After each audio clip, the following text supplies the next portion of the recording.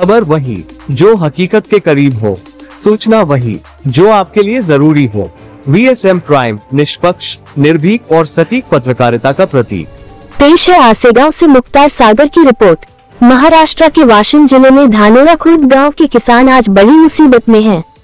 पिछले 2 महीनों से लगातार हो रही बारिश ने उनकी सोयाबीन की फसल को पूरी तरह तबाह कर दिया है।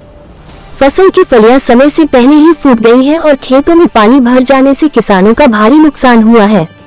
ये नुकसान केवल खेत तक सीमित नहीं, बल्कि किसानों की रोजी रोटी और भविष्य पर सीधा असर डाल रहा है।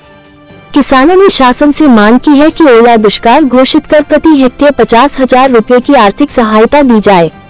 इस संबंध में राष्ट्रवादी युवक कांग्रेस शरद पवार गुट के कार्याध्यक्ष विशाल भाव धानोरकर ने किसानों की ओर से शासन को ज्ञापन सौंपा है। उनका कहना है कि धानोरा और आसपास के गांवों में स्थिति बेहद गंभीर है और यदि तुरंत मदद नहीं मिली तो किसान कर्ज और आर्थिक संकट में और गहराई तक फंस जाएंगे। लगातार हो रही बारिश ने किसानों की मेहनत पर पानी फेर दिया है। खेत उजड़ चुके हैं और भविष्य की चिंता किसानों की आंखों में साफ झलक रही है। किसानों की उम्मीद अब केवल शासन की मदद पर टिकी है। जिला संवाददाता मुख्तार सागर, आसेगांव।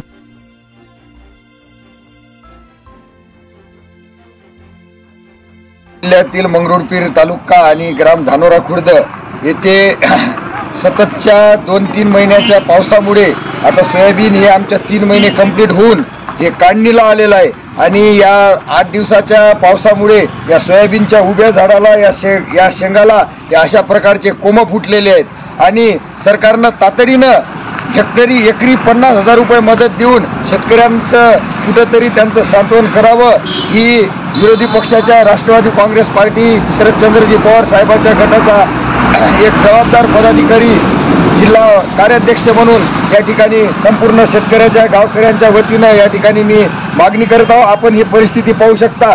या उभ्या झाडाच्या शेंगाला पूर्ण कोंब इथं सोयाबीनचे फुटलेले आहे आणि 8 दिवस जर आणखीन 8 दिवस असंच हवामान खात्यानं इथं अतिवृष्टी आणि सतत पाऊस सांगितलेला आहे। 8 दिवसामध्ये या सोयाबीनला कुठेतरी सोंगाचं सुद्धा काम पडणार नाही आणि अशी बिकट परिस्थिती शेतकऱ्यांवर ओढवली आहे। सरकारनं तातडीनं मदत जाहीर करून या ठिकाणी सरकारनं शेतकऱ्यांची मदत करावी ही आमच्या संपूर्ण ग्रामस्थांच्या आणि आजूबाजूच्या संपूर्ण शेतकऱ्यांच्या वतीनं या ठिकाणी मागणी करत आहोत।